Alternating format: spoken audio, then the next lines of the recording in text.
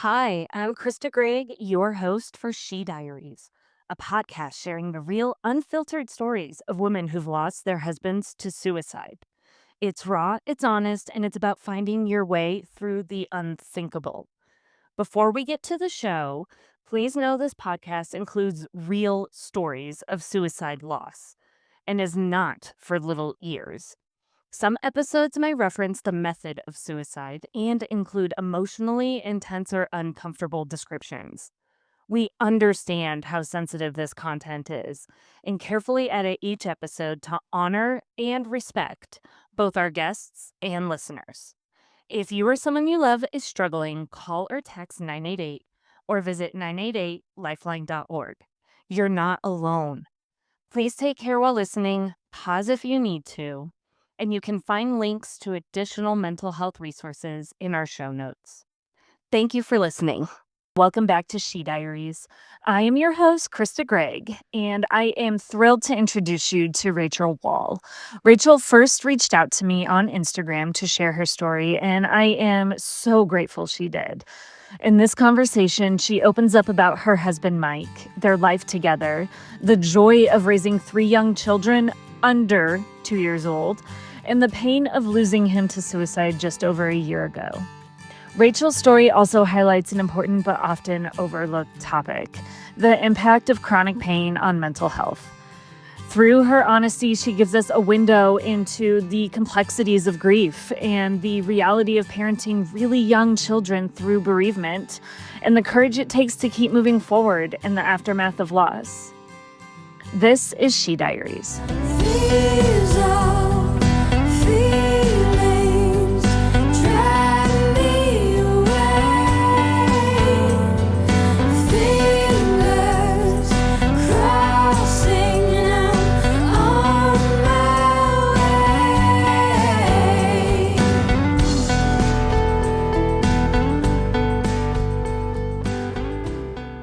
Hi, everyone. I am so glad you're here for another episode of She Diaries. Thank you so much for joining us. Today's story is with Rachel Wall, and we are so excited to have you, Rachel. She has an incredible story about her husband, Mike, and their beautiful lives together, and then what happened just over a year ago. And Rachel, I'm so excited for people to hear your story because it's also one similar to a previous episode with Charlotte Maya, talking a little bit too about chronic pain and how that does impact people. And it's not often talked about when it comes to suicide loss and depression and making sure people are okay. So we will dive into that, everybody, in probably midway through the episode. But first, I would love for Rachel to introduce herself and give us a little bit of information on where she is now in her life. Thank you. I'm so excited to be here. And I know I've only spent a hot second with you, but I'm so excited for what you're doing and all the things you've done led up to this moment too. My name is Rachel. I have three children with my husband. Our oldest now is just about to turn 4. Um, our middle is 2.5, and our youngest is just turned 2. So we got three toddlers. We are currently spending the summer here in Oregon. We just sold our house and we're about to move to Arizona. So that's fun and new. And I just enrolled back in school for the first time at 33. So we're just kind of all over the place right now, just doing whatever. Yeah, I'm originally from Oregon. My husband was originally from Utah, and I've been here almost my whole life. So yeah, that's kind of where we've found ourselves in the last year. Let's start from the beginning. How did you and Mike meet? And tell me a little bit about the LDS church and your experience of exploring a whole new religion, meeting him, and how that shaped a little bit of your future. Sure. So I was not raised Mormon LDS. I was always raised with God, but I we didn't really do a lot of like consistent church. And so at about 25, 25, I was introduced to the church and just became interested. And I said at the time, in the market for a new faith. So anyway, I ended up reading the Book of Mormon. I ended up going to church for the first time. totally prepared to tell the missionaries that I did not wanna meet them, get baptized yet, anything.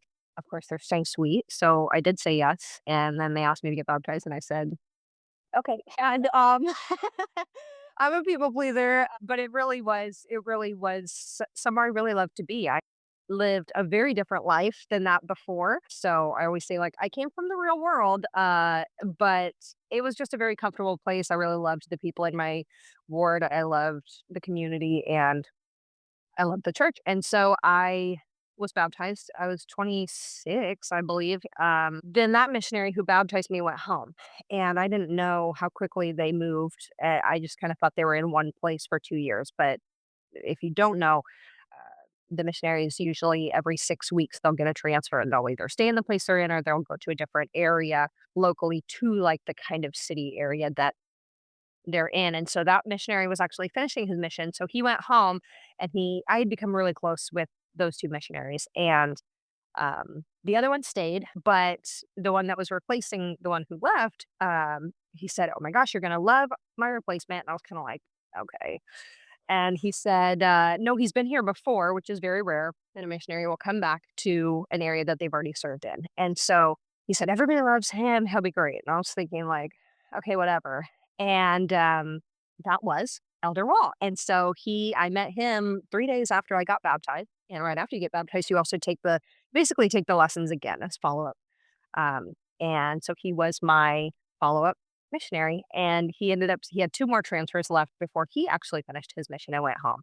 And so he was there for 3 months, and we got very close. We were just great friends, and that's how I saw him, as a friend. He would come to my parents' house for dinners, and him and, Chris, the other missionary, we talked a lot, and they were really good missionaries. They were very personable, very fun. So when he left to go back to Southern Utah where he lived and kind of start his adult life now after his mission. He was an older missionary. He went out at uh, at 20 instead of 18. So he was 22 when he finished his mission when I met him. Most men go out at 18, so that by the time they're done, they're 20. But he was a little bit older. He had gone to welding school beforehand, before he decided to go on a mission. So, uh, yeah, he went home and we continued to talk, and, um, the last time I saw him before he went home was at a friend of ours' house for dinner. I was leaving to go to my brother's birthday, and I remember giving him a hug. You're not really supposed to hug with missionaries, so they're still missionaries, but I just remember giving him a hug and thinking, "I'm never gonna see him again, and this is really sad." And I got kinda teary, and I think I realized that I liked him more than I thought, and everybody in the ward was kinda, like, nudgy, like, "Oh, just like, you guys should hang out," but I was like, "No, he's going to Utah, I'm never gonna see him again." Probably has a girlfriend. And, He probably is. he goes, "You're ready, return missionaries, come home," and all the girls are like, they're and they date a lot, and I had not dated my entire adult life, like, I had been single my entire adult life up until then, and so, he just kinda fell in my lap, and anyway, it was the other missionary's birthday, and I said, "Hey, do you wanna FaceTime Chris and we can, wish him a happy birthday?" And he was like, "Yeah," and after we did that, he kinda texted and was like, "We should do that more often." And I was like, "Yeah, we should." And ever since then, we FaceTimed every night, and we ended up dating long distance, for about a year. About 6 months after that, we started officially dating. Before that, we would kinda fly in and out. I would either go there, he would come here, we'd meet somewhere else, every month or so, and we'd have, like, these little, um, fun trips and see each other for the weekend, or he'd come and work for my brother for a week or 2, because my brother owns a welding fabrication, like, steel erection business, and, uh, yeah, we did that for about a year and met his parents, and then he decided to move out to Oregon, and he had lived here for 2 years, so he really liked it, and it was very different than Southern Utah where he is from climate-wise, Yeah. and so he moved out, in 2020, the very beginning of February, and I told him, "Okay, February is really slow. All of the mills who contract with us, they usually spend all their money by the end of the year. So January, they're getting the work done, but January, they don't spend a lot of money. So, February's typically very slow, but March will be very busy." March of 2020 was not busy at all because everything shut down. The mill shut down, everything. So, Yes. COVID. yes, we had planned. We had gotten engaged like the week after he got back, and um, we had planned to get married that August, down in Utah and do a whole thing. And we decided to just move it up because of everything. We had a super small wedding. It was just our immediate families and the photographer and the videographer. So it was like 18 people there on the property that I grew up on. And it was so perfect. We had this tiny little wedding that was exactly what I always thought we would. Continental breakfast. We got married in the morning and um, we just played yard games. Our families met for the first time. Um, and it was perfect. It sounded beautiful, and for anyone who didn't also pick up on it, because I love these little moments in life where it feels like these puzzle pieces are just coming together. He delayed becoming a missionary because he was going to school for welding, and then it turns out your brother has an entire business on welding. Yeah, it was crazy. For him to already have the experience and the knowledge in an industry that is, you have to go to trade school or you have to grow up with it somehow to learn it, and he ends up just being this perfect match for you, and immediately there's a tie to your family, there's a tie to business, there's a way to make money, like, it feels like everything's falling into place very naturally without I don't know, like, the universe is coming together. Oh, totally. I know it seems silly. Everyone's like, "Oh, of course that wouldn't happen." But I really did. I had had such uh low luck in love. Like I wanted to be a mom and a wife so bad, but I couldn't find anybody that wanted to actually have a relationship with me. And I really, even though I was only in my mid-20s, like I thought I was very career oriented at the time. And I just thought, you know what? Maybe this is just what I'm meant to be. Maybe I'm more of a girl's girl and I'm going to lead these women in my career. And maybe I just don't ever get married and have kids. I mean, it seems silly looking back. Like that's still young. But again, I had never had a real relationship. And it just kind of became who I was. Like, okay, well, I guess I'm the single girl. And then my quite literally fell into my lap. Like, I literally fell into like I have a picture of the first day we met because he was just supposed to be our buddy. And I even remember telling my dad, like, how do I even tell my parents I have a boyfriend? I've never done this before. And I remember telling my dad, like, I think I tricked somebody into liking me. And my dad's like, well, you don't have to trick anybody. And I told him who, and he was like, the missionary? And I was like, yeah, but my family already loved him. And yeah, it really was perfect. That's so awesome, and you guys so you get married, it's COVID, work has slowed down, what happens next? So eventually the mills reopened. My husband actually worked at Costco during the pandemic. So, like, for the first couple months, for about 4 months, everything picked back up and he started working again. We got married. We got pregnant right after. That pregnancy was very interesting. It lasted 15 weeks, but our baby did not grow past 6.5 weeks size. So that was a very like, let's wait and see what happens. Let's wait and see what happens. And it was just kind of a slow progress to eventual um, termination of that pregnancy slash miscarriage. It was kind of both. We made the decision to finally terminate it. And then right before that appointment, uh, it had our baby had miscarried. So that was kind of a big bummer. Absolutely, Definitely how did happened. how did you guys emotionally support each other through that? I mean, you just got married, you've known each other for a long time, but that's a big deal for any marriage. Yeah, it was so hard. And I just remember thinking, I'm so glad um, I had Mike through that process because, yeah, up until that point in my life, that was the biggest loss that I had gone through. I had lost my grandparents, but I was pretty young. I was in middle school when they passed and they were older. And I had never lost anything that close to me, friends, siblings, anything like that. And so that was the closest thing.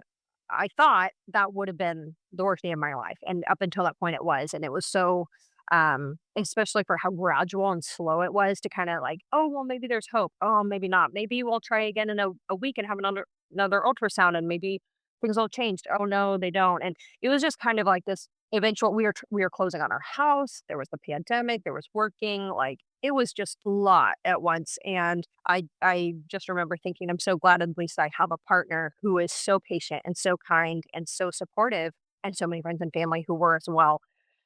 um, I never thought I would be in a position to terminate a pregnancy, especially for a baby who was so wanted. But Um, I became very focused on getting pregnant after that. I became very like hyper focused on learning as much as I could about other people who had had miscarriages. Like I was Googling the podcasts. I was looking at the, Facebook groups, and I became fixated on that because it's in your mind all the time.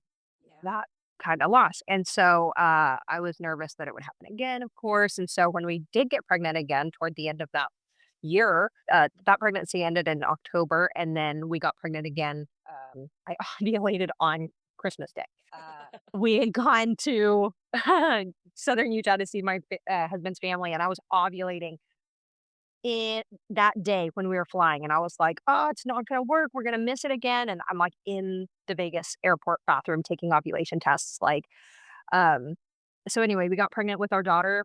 We didn't know it was our daughter at the time. We waited to find out with both of the children I was pregnant with until they were born to find out what they were. And that pregnancy was really, stressful. It was stressful for me. Although I loved it, it was kind of like, okay, like waiting for the other shoe to drop. But it was great. We had our daughter in September, um, and it was girl, and she was breech, so we had a C-section for her. And then we actually decided that we wanted to get life insurance a couple months after she was born. So we went through that. We got life insurance on both of us. And we even joked that we can't, you know, take our life or skydive for 2 years. And it was kind of like a joke, like, okay, well, can't be doing that. Uh, and which is funny now looking back. Think it just shows how hopeful you guys are too though for the future and also building something together.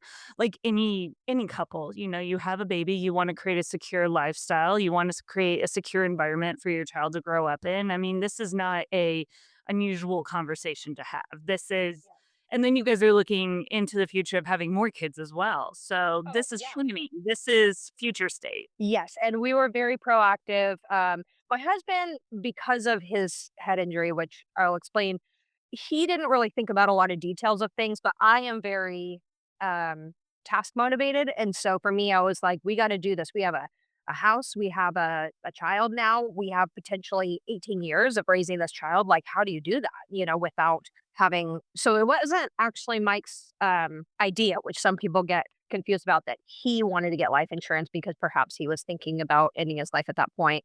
I don't know. I don't know if he was at that point. I know in the years to come, we had a couple conversations about it, and it was never, an option, which makes it very sudden and out of nowhere. But um, yeah, I was very proactive about like if something happens to us, like we need to make sure that we have stuff in place. So we keep living on, through our lives. We get pregnant again when Sienna turns 1, because I really wanted to go back to the birth center, and they wanted at least preferably a year in between pregnancies. So Sienna turned 1, we got pregnant that month. Um, and we made it all the way until I was about 25 weeks pregnant, and everything was fine with the baby. But we got this letter from DHS about this little baby, and a cousin of mine has had a couple children, and she's has a really rough life, and um, those children had been adopted out, and she had had another baby. And so it was like the day before my birthday, we got that letter. And so on my birthday, we were planning on going out to, dinner, and my mom was going to watch Sienna. And so we sat at Red Robin and said, are we going to take this baby? That they're asking if anybody can short term, long term, whatever, take this child, family preferable. And that was the only time I saw Mike cry. He said every time he thought about it, he felt the spirit so strong that we needed to do it. And Mike was just like that. Like anything that didn't even directly affect him. And a lot of the drama in our marriage, was caused by me or maybe my side of the family or whatever. And he just like, it was just a no brainer for him. Like, yeah, of course we're going to do that. Um, He was such a kind, thoughtful, others focused person his whole life. And that's why I felt so lucky that I tricked him into liking me. That's how I felt. Like, you are so much better than me, and a good person. Like, I try and do everything I can for other people too. But when people say, "Oh my gosh, no," and they compliment me, I always think you should have known Mike because he just was the best person I've ever known. So he said, Right. And too, in a previous conversation we had, you described him, and I think this was so the way that you described him, I think it matters and it's important too because you were describing how he was around your brother and all of the welders, and it "Yes, can be a bit of a rough crowd, is what you said in the industry can be a little bit, hard knocks. And he just came and you said he never preached religion, but he treated everyone like with the values of Jesus in a yes, sense of it was just like kindness, compassion. He never swore, even though they always tried to get him to. Like, I'm just imagining the culture, but everybody ended up just falling in love with him and his personality and his kindness and his generosity. And that was true to form of what you were saying. It's just that was him. That was Mike. absolutely." And that's the kind of I love religion and I hate religion in certain aspects. Like I think that a lot of things, whatever, it can be a rocky road in how people model that. And I think I personally, in my personal opinion, I think Mike did it right. He would talk with people about Jesus if the conversation went that way. He was always open to it. And sometimes he would take that, step and kind of bring it up. But oftentimes he just really um brought Jesus to people without words. Like he just was his hands. And with that crowd, oftentimes that's the best way to do it is to just be that for people instead of trying to get them to come to church or talk about Jesus or whatever. It's just to be that example. And he was so good at that. And yeah, everybody just loved him for that. I think they didn't expect to, really, really, really like a guy like Mike in that field. He was almost the guy that would have been super easy to just, like, make fun of and kinda like, "Oh, that dude," play pranks on, that kind of thing, but you just couldn't help but love him. And, so we get this letter, we decide to take this baby. We ended up getting her right at 3 months old, and I was 30 weeks pregnant with Calvin, our second child, and, so we really went from Sienna was 18 months old at the time, so we really went from 1 to really 3 children. We only had the 2 for about a month and a half or so. Calvin came a couple weeks early, um, and that was an incredible I'm so glad that I got to share that with Mike. I asked him about it a little while later. I was like, "How was that birth for you?" Because it was very different than Sienna's. But I really wanted him to be able to we had him at the birth center, unmedicated. I wanted Mike to catch the baby. I wanted Mike to tell me if it was a boy or a girl. Like, I really wanted him involved in that, like we didn't necessarily get the first time. Um, and I'm so glad, but he was like, "That was intense, like, that was a little bit crazy." But he was right there, he caught him coming out, and he put him on me and said, "It's a boy," and I knew that. Uh, I just felt that, and so it was very special. And I think even more special that it was his son, not knowing what would happen later, but it was just a moment. So, we have our second baby, we have this other little newborn baby, and then we have our toddler. You have in 2 under 2 is hard. 3 under 2, what was that like for you guys? You ended up deciding to be stay-at-home mom, which I applaud you for because absolute chaos. Yeah, it really was. We didn't really sit still. So it was get pregnant again, get pregnant again, buy a house, the whole thing, and then take this another other baby. And now we have the three babies. And yeah, three under two. It's too many, by the way. If you can help it, it's a little bit too many toddlers at once. But I'm so glad that we have her. And then you guys also decide future state, looking forward to what you want your lives to look like with this beautiful family is have some land, but you need to save up money for it first. So you have all these babies, you are now stay-at-home mom, and you guys decided to switch up life in a way as well with living. What does that look like? Yeah. So we got our house ready to rent. We got it rented, and then we moved out into a fifth wheel on my, parents' property, and so we downsized, and it was great, actually.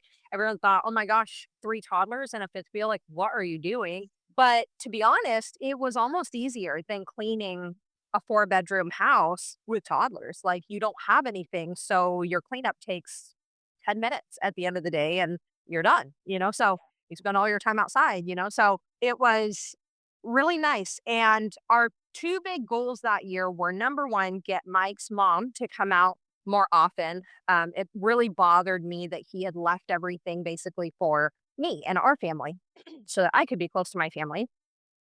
And I said, I really want to get your mom out here at least every other month, maybe a weekend every month, So that was a goal.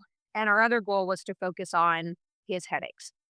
When Mike was 16, he was in a head on collision, and it left him with a very big TBI. And the lasting effects of that were that he had these chronic headaches and migraines every day. He just always had one. Some days they were worse than others, but it was always there. And nothing could ever be done about them. He would see doctors and nothing could ever be done. And oh my gosh, this is just going to kind of be your life forever. And he was such a good person. He even kind of was grateful for that because he said it really um, made him nicer, made him more empathetic. Like, he really was so amazing to see the uh, gratefulness in his accident.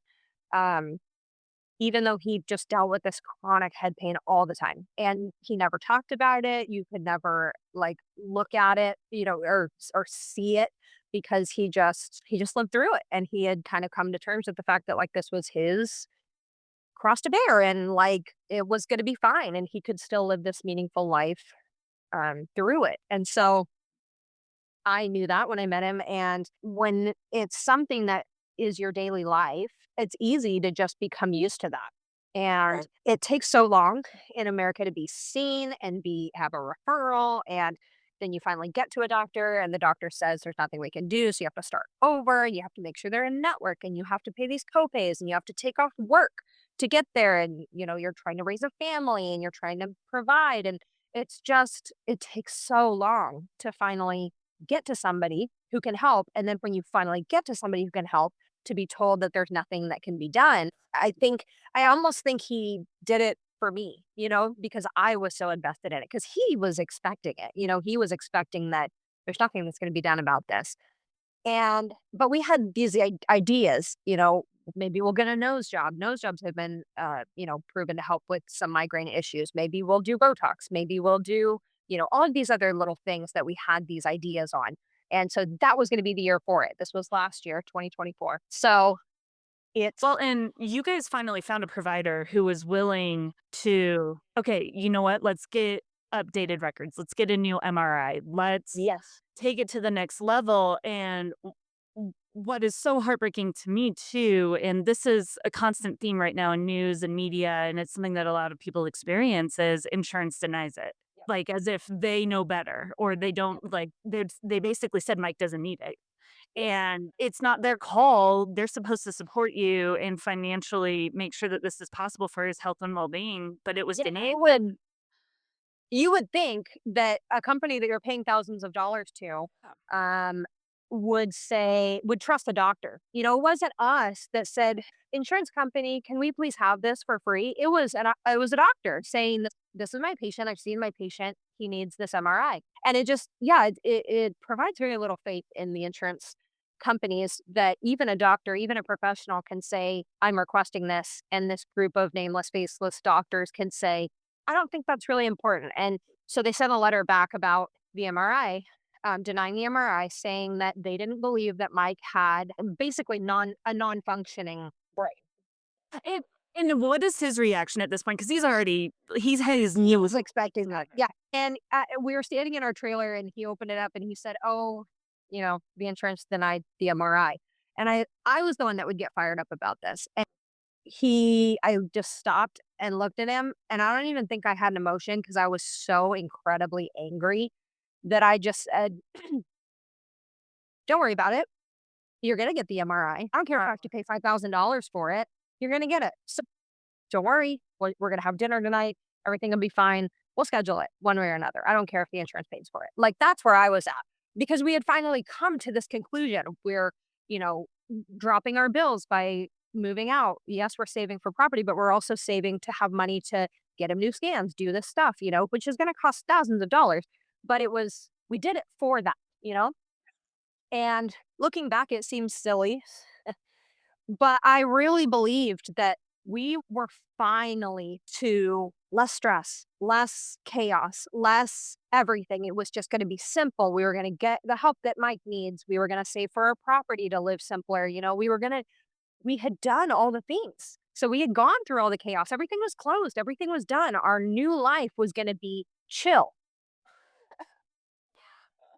Which, spoiler alert, did not last long. So yeah, we're ready. We're ready to go. We had just gotten a referral from that same doctor to organ neurology, which was very highly spoken of, and we were waiting to fill out that paperwork. We kept on saying, "We got to do it tonight. We got to do it tonight."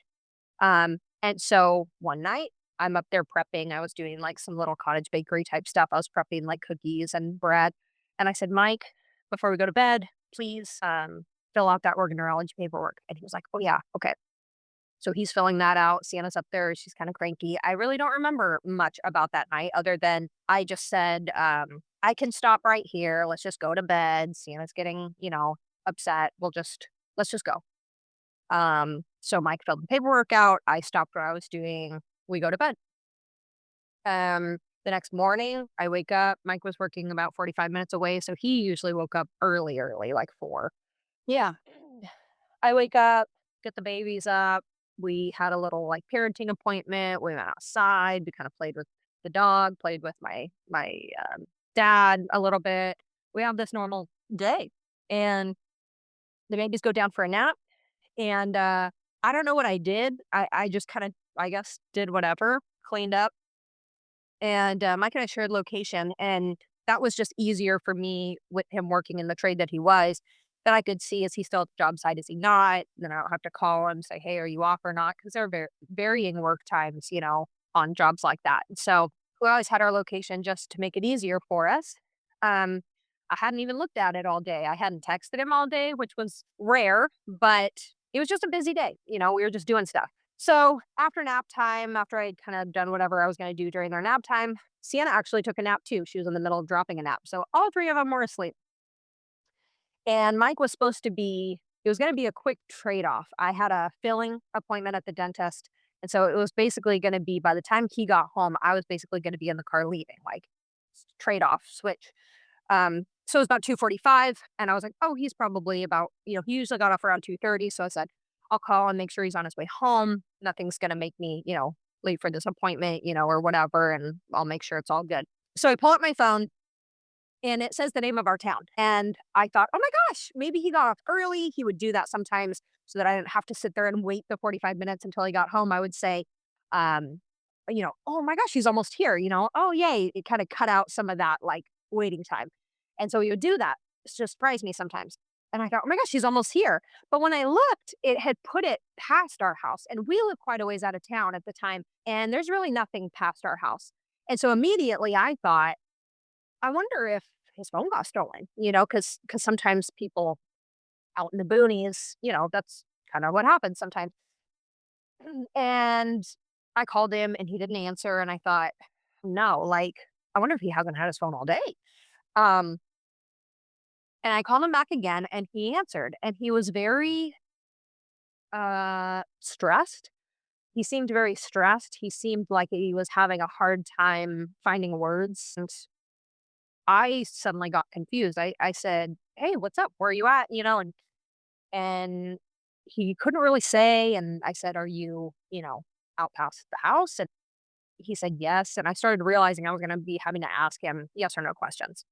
And he was just breathing very heavily on the phone, like he was trying to regulate himself, like he was having a panic attack. And he had been stressed, that weekend before when his mom was in town, over the oil in his new truck, and he thought maybe he had ran it out of oil and ruined it. And anyway, making big deals out of small things. But we had talked about him, and he seemed fine. "Okay, yeah, you're right. You're right. It's not a big deal." So he's going through this again, and I'm thinking, what in the heck is going on? And when I get into a situation like that, I am not very, I don't know the word for it, but I'm not like, oh my gosh, babe, what's going on? Are you okay? Like I go into like, what's wrong? And like, how am I going to fix this? So I was like trying to download this information. He told me he loved me. He said, I'm so sorry. I love you. And it really haunts me that I didn't say it back because I was so confused why he was saying these things on the phone. I thought maybe he was in danger. Maybe, somebody was up there and I don't know. I had no idea. He just kept on saying, I just feel so sick still. He had been sick a couple days before. And I was just kind of like, okay, like nothing was making sense. I said, are you, up there? He said, yes. I said, have you been up there all day? And he said, yes.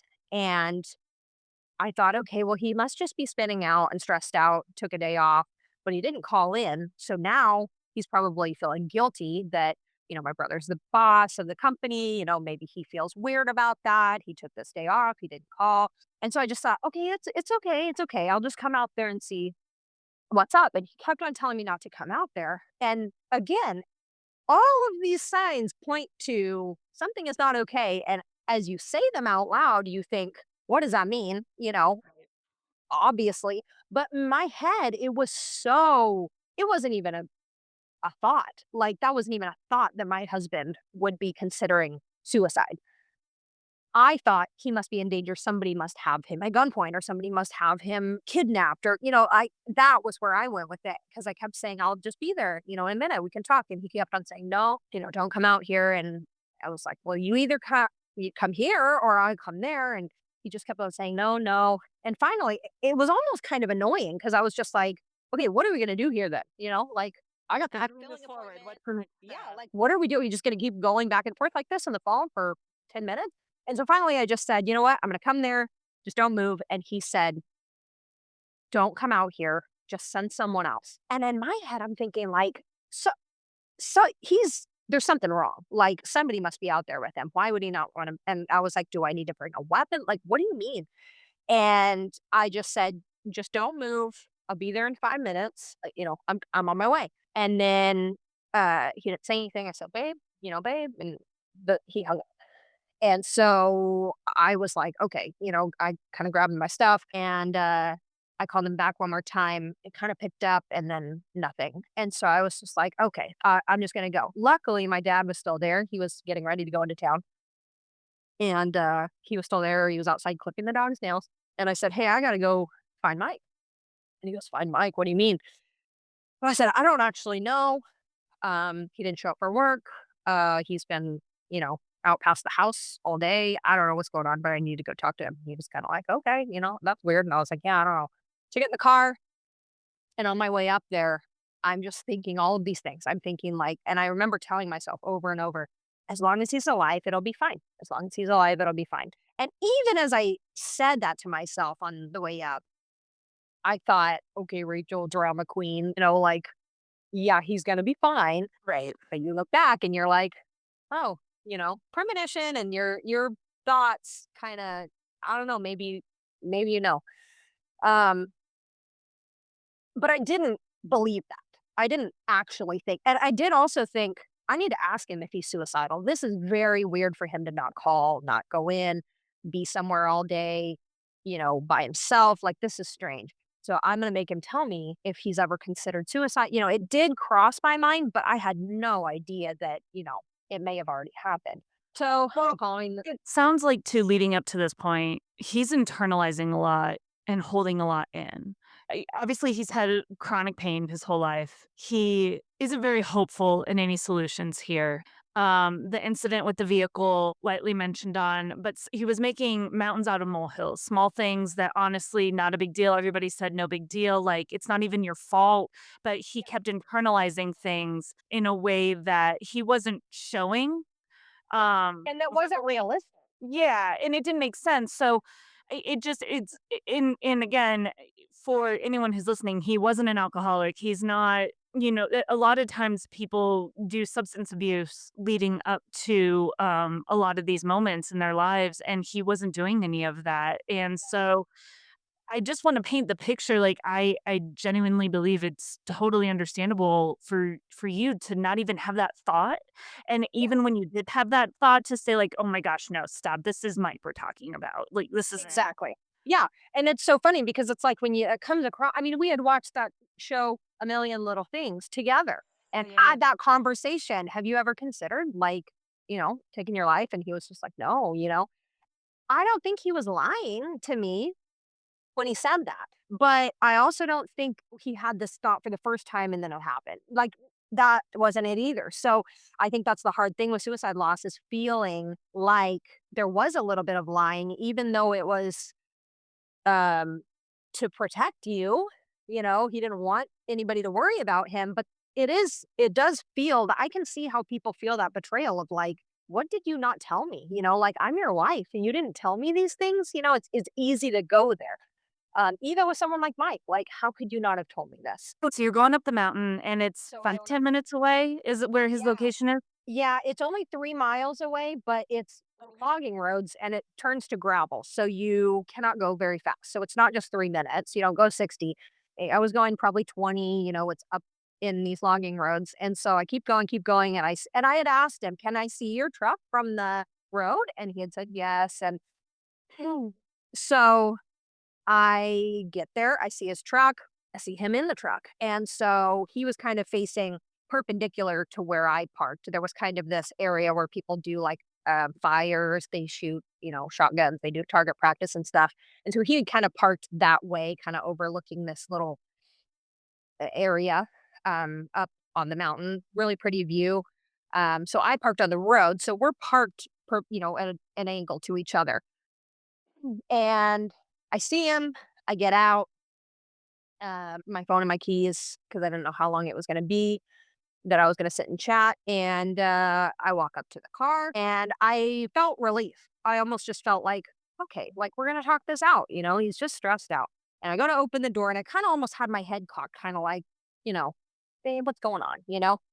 And when I go to open the door's locked. His truck is running. So I was like, oh, he must not have, it must have locked automatically. And when I look up, I just kind of immediately my immediate thought was like, "What did you do?" And his eyes were closed, and so I was like, "Okay, what is going on?" I try and open it a couple more times. It's still locked, and when I looked up the second time, I had realized what had happened. And he out loud just said, "No, no, no, this is not happening. Like, no way." Pick up my phone. I call 911. I thought I was very cool, calm, collected. I didn't understand why they couldn't hear me. Looking back, I was not. I just was immediately hysterical. I couldn't really walk or stand very well. And we were so far out of town that it took um, over 20 minutes for them to come out, even, lights and sirens as fast as they can. Um, And I just remember them saying my 911 dispatcher, she was the best. I remember her asking, "Are you sure he's beyond help?" And that was the first moment I thought, "What if he's not? What if he's still alive?" And I said, "No, but I can't get in." And which is hilarious because I had a window breaker on my keys, and the moment that you need to use it, you don't remember it's there. And she said, I don't want you to go back and look, just, but I just wanted to see if you knew." And I didn't think so, but I carry a lot of guilt about that I wasn't able to physically get to him, because your instinct just tells you to run away. And so they get there, um, multiple sheriffs get there.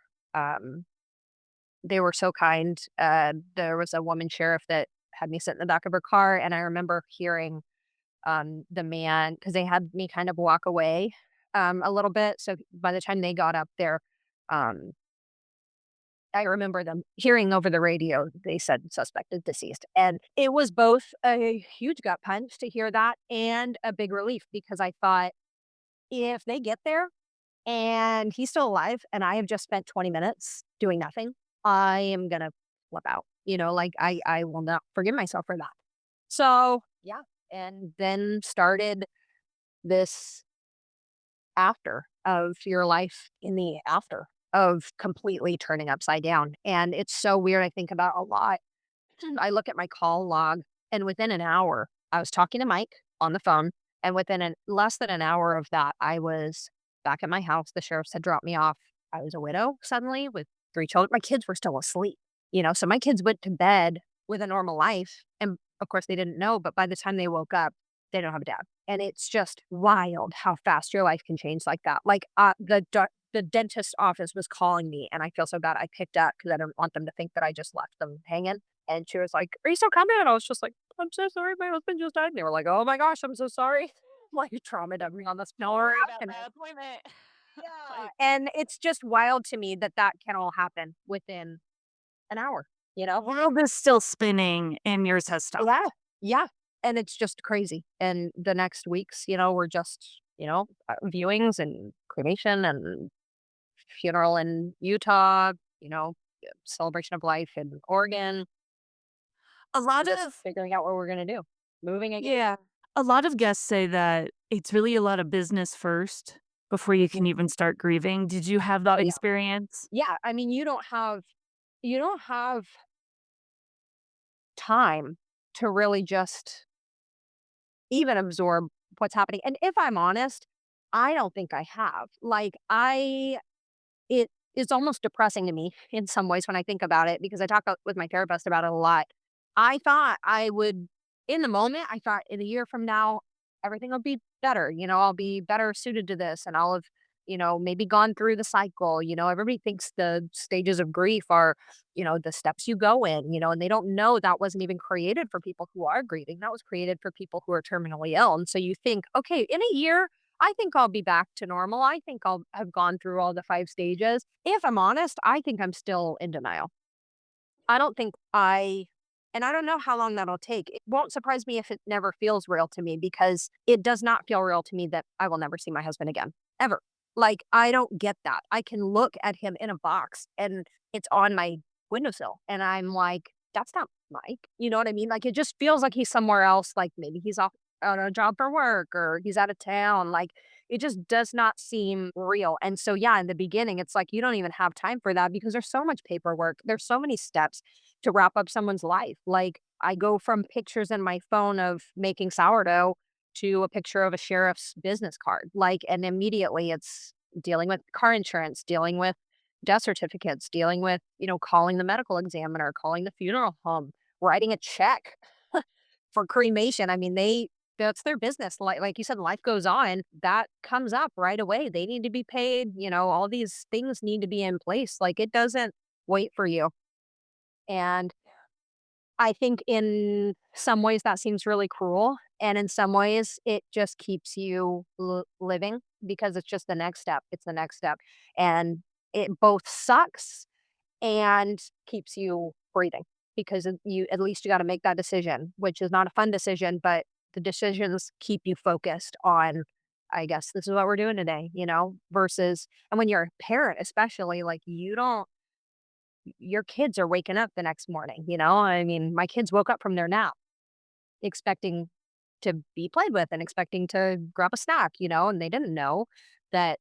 And I will say, my people, like my church, my friends, my family, like, I didn't really have to truly parent my kids for probably 2 weeks. Like, everybody kind of came in and helped, but you do a little, you have to, because again, they don't know, they don't know what happened. And so I think that's one of those dual things. It sucks that you can't just curl up in a ball and say, I'm not doing this. And at the same time, it's probably a good thing that you got to keep moving on, because otherwise, and they say that too, suicide specifically in children and spouses, like, that first week is so much higher, because you just want to be like, I don't think I want to do this. I don't think I want to live the rest of my life without this person. Yeah, and it becomes an option is what I've been Right. reading. It like, in your mind, it's the, "No, no, no, we don't even entertain this idea," but when someone so close to you does it, all of a sudden it's, "Oh, that's an If it can option?" happen for them, yeah. Yeah. Oh, say that last part again? Well, I just said, yeah, absolutely. Like, oh, well, if it's an option for them, I guess it's an option for me, because it would be just as wild for me to do this as it was for Mike too. And I do also I had this thought immediate like, as I was on the phone with 911, I thought, "I can't let anybody know this is how he died," because I couldn't fathom anybody being angry at him, and I thought, "I can't tell anybody that this happened because they'll be mad at him, and that will kill me. That will kill me that anybody is mad at Mike now."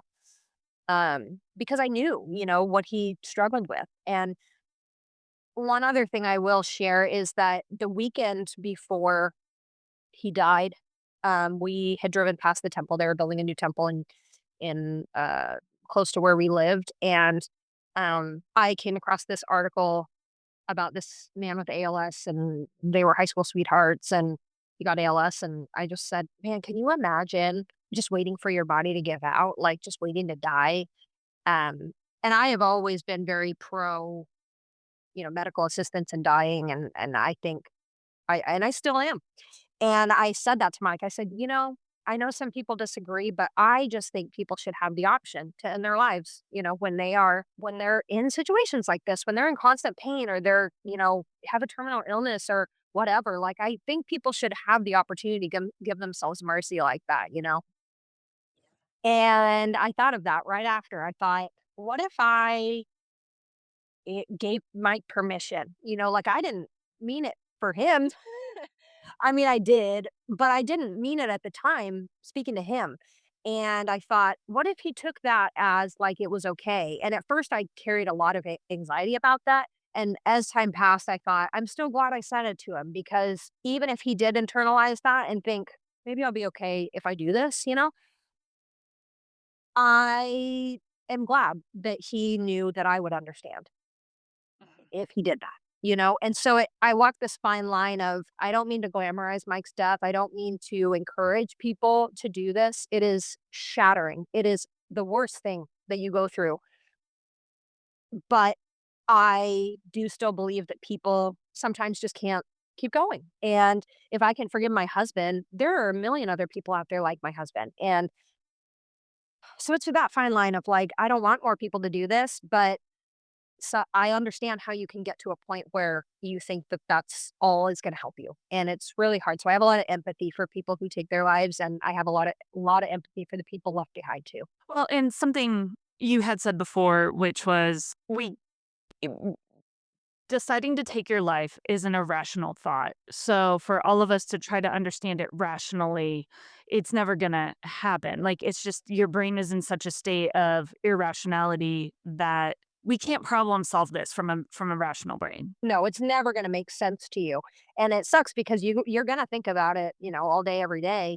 Why did this happen? What could I have fixed? But the problem is that, yeah, an irrational brain, a brain that is mentally unwell, is the one making the decision to take the life of the human that it belongs to. Like that's not your brain's job. Your brain keeps you alive at all costs. That's its main job. And if your brain is to a point where it's telling you to take your life, it's no longer working. It's almost like suicide is the last symptom of an unwell brain because it will never make sense to somebody whose brain is still working. So it's almost kind of like, what's the point in trying to understand it? Because you're never going to understand it. You just have to accept that that happens sometimes. And you just have to accept that that person had gotten so unwell that that made sense to them. But it's never going to make sense to you because you're not there. You're not in that state of mind. One very sweet moment that you shared with me is on the viewing that was also on your wedding anniversary. And you specifically chose flowers in a way that was meaningful for you both. Tell me about that. We always give each other traditional gifts for our anniversary. And so the traditional gift for year 4 is flowers. And I didn't actually mean to schedule his viewing on our anniversary. I wasn't looking at the date. I just said, how about Thursday? And then she confirmed to me, okay, the 20th. And I thought, okay. But it did seem fitting. I was kind of like, okay, well, special day, I guess, for another like special day. I don't know. I didn't go into his viewing. I did not feel like I could. I didn't want to see him like that. I had already seen him, at the scene. And to me, that was even more comfortable than seeing him in a funeral setting. I didn't want to see him in a funeral setting. And I also didn't think that I would be able to leave easily, physically walk away from him. And so I didn't go in, but I had our friend who made our wedding bouquet and our wedding corsages. I had her remake that. And she donated it. She was so sweet, and she made him a little corsage. She pinned it on him, and we put my bouquet in there to be cremated with him. She got some pictures of our wedding rings together, on his chest, and um, it was very sweet. And yeah, and then later that day, I got this tattoo on my hand, which also had some of the flowers from our wedding bouquet in it. Um, and so it was memorable. Um, It's just not what you expect to do, of course, on your anniversary, but yeah, it worked out good, for her to be able to do that and show up like that. I know it's special for her too. The symbolism of that is just so beautiful. And hey, how are you and the kids doing today? It's been just over a year. How has been being a single parent? The kids are still so young. Do they even understand everything, or are they having different grief reactions? I think, it's a hard thing knowing that your kids are not gonna remember their dad at all.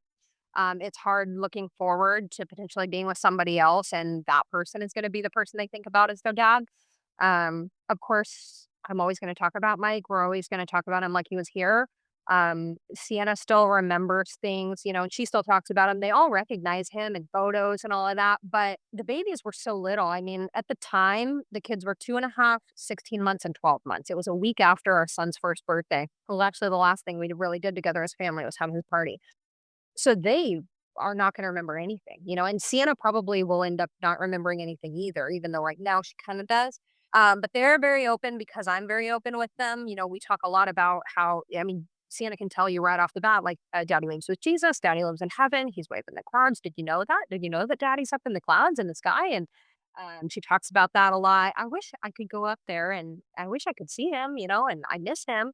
And it's so sweet and heartbreaking. Um, she, knows that he lives in our hearts, and he died, but you have to have these really blunt conversations with your kids about death. And so death is not something that we really sidestep around in our life. Like, whereas maybe before I would have said, you need to listen to me so that you don't run in the street because you could get hurt by a car. I say, you might run into the street and a car might hit you and you might die. And then they're like, "Oh, okay." You know what I mean? Because they already know what happens when you die. You don't you don't come back, you know? And so you don't expect you kinda wanna sugarcoat it a little bit before it's so personal to you, but there is no sugarcoating the fact that, he's never gonna come back. We're not gonna see him again. He lives in heaven now, you know? And so while they still don't understand what that means, and there's no eternal concept for them, they don't know what they've lost, which is really sad. Um I've had to explain Sienna did finally ask, "Why did daddy die?" And I just said, "Daddy was in a car accident. He hurt his head really bad, and, he tried to live with it, and his head was just hurt too bad, and the doctors couldn't fix it." I mean, in appropriate age appropriate terms, but when they start to ask, or we talk very openly about suicide. I don't whisper the word, and so when the time comes that she wants to know, again, in age appropriate words, like, I will say what happened. I'm not gonna lie about that, and my life is going in a very, um, suicide heavy trajectory right now, so they are gonna know that that happens, and they're gonna know that he did that, but also know why he did that, and the fact that this isn't just he had a headache and he died because of that headache. Then it's like, "Well, what if I had a headache?" Or, "What if my head gets hurt? Am I gonna die?" And so it's very blunt in terms of what they can understand. But yeah, a lot of conversations that I didn't expect to be having with them. We have pictures up, there's a bench in town. We have a bench at our new house in Arizona that has him on it. So we go to Daddy's Park all the time. Actually, just this morning, Calvin, our youngest, who just turned 2, he was a daddy. And so we go to the park, we draw pictures for him on the concrete under the bench, and I ask what they want to say and I write it down for them. And so yeah, it's okay. I mean, I again, I really do still think that I am in a lot of denial, and I don't think that it's come full circle to me that It's just such a big concept to wrap your head around, like, how did this especially sudden, which happens a lot with suicide, it's like, you don't have any time to say goodbye, you don't have any time to know that that's your last conversation, to know that like, I don't know when I kissed my husband last, and that is never something that you would think that would be real. So, I don't know if it's ever gonna make sense in my brain, but you do have to keep on going, and you have to just keep on making choice after choice, and it does get, um simpler, I guess, to go through the motions, maybe not easier. I have a very hard time with anger. And so I know that in my grieving journey, I'm very stuck on the anger part because I don't feel um I don't feel like I can be angry at Mike because of who he was. I can't be mad at him, even for taking his life and, leaving us, quote, quote, in this situation. I can't because he was never that way to us. He was never that way to anybody. Like he was everything to everybody. And so, how can I be mad at him for giving himself this mercy in his life? So I get hung up on that, and I think there's so many emotions in the grieving process that it's really hard sometimes to feel them all because you feel very conflicted about some of them. But yeah, you'll make it. I mean, you don't really have a choice. Everyone says, "Oh my gosh, you're so strong. You're making it through." And it's like there is no other choice. I don't want to be in this situation. I want to just lay down and do nothing, but you don't get that choice, especially as a parent. And it'll become more normal, which sucks, but it's just there's your life before something like this happens, and there's your life after, and they call it a chapter 2, for a reason. They call the next relationship you're in a chapter 2 because it doesn't have to be the same. It's never gonna be the same, and you're never gonna be the same as you were before, and I think embracing that and knowing I'm not even the same person I was, almost gives a freedom to be like, I don't have to pretend my life is the way it was before because it's not. It's different, but I can settle into it, I guess, while being sad. What do you think needs to change in our society and in our culture to help support men, especially those that seem fine on the outside but are internally struggling? And maybe in relation to chronic pain as well. Yeah. Well, on the chronic pain side, I think we absolutely need universal healthcare. I will say that until I die. Um, we need affordable healthcare. We need affordable therapy. We need access to help, especially for invisible illnesses like mental health. I think we need to talk about it more. And I mean, I think we need to talk about it since little boys are little kids. I mean? We don't have to do this whole, oh, you're fine, just get up. Like, don't be a crybaby. All of that language, I think, molds people into how they're going to deal with their emotions, and I think if we can start using, um, empathetic language in terms of emotion to children, to our kids, especially our little boys, like in sports and all of this kind of stuff, like it starts, I think, so young that men specifically, but everybody internalizes these emotions. They bottle it up. They don't share anything. I think perhaps reducing screen time and like talking with your children and trying to keep the lines of communication open and or spouse or whoever, having really uncomfortable situations.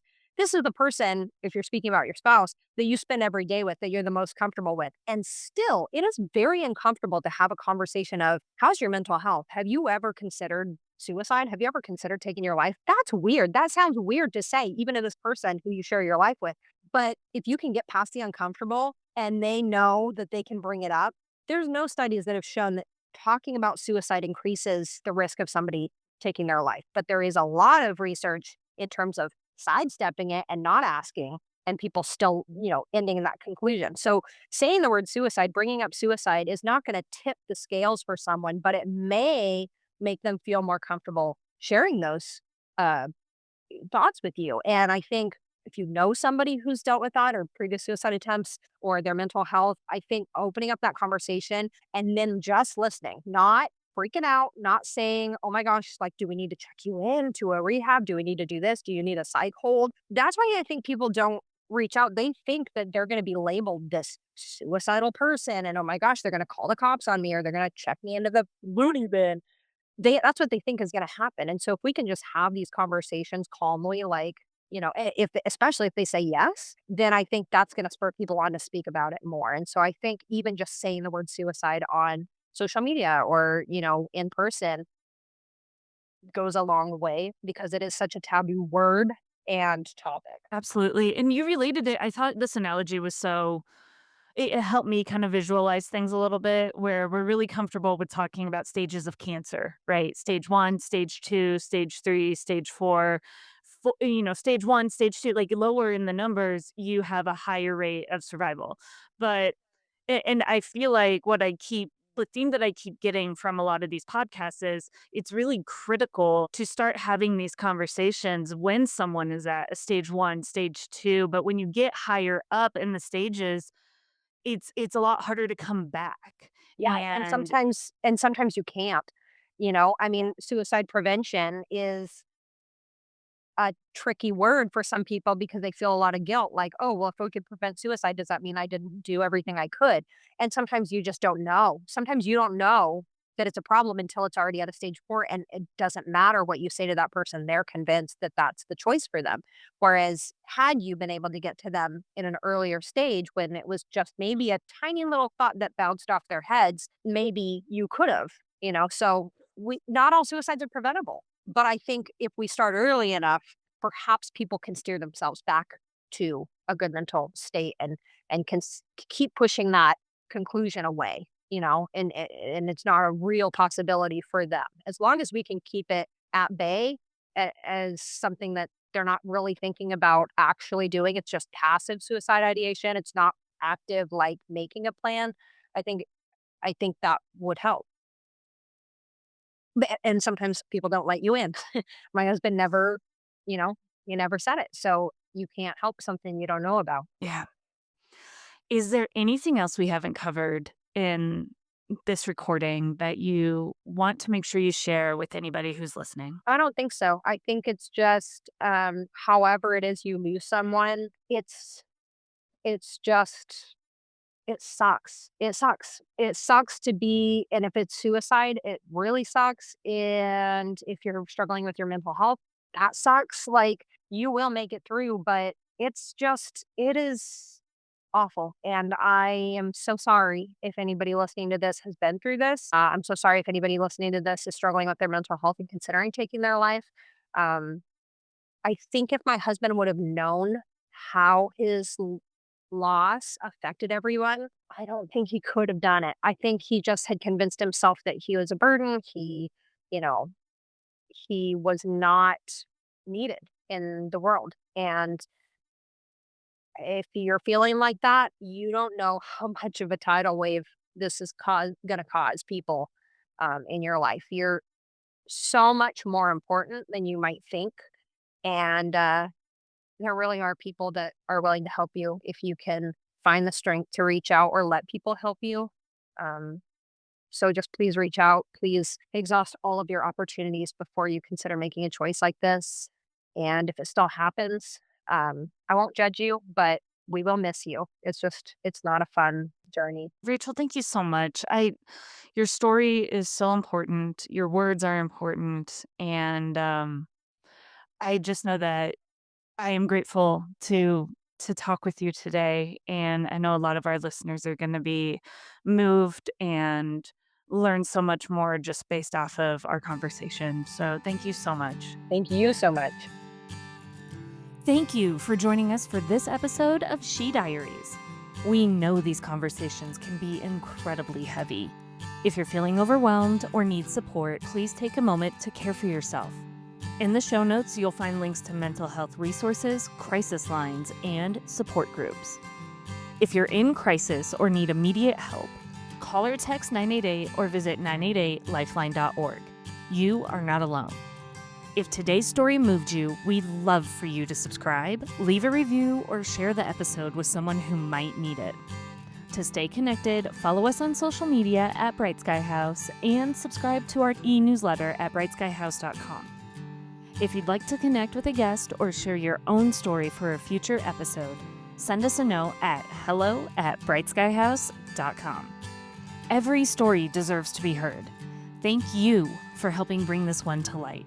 Until next time, I'm Krista Gregg, and this is She Diaries. These are feelings.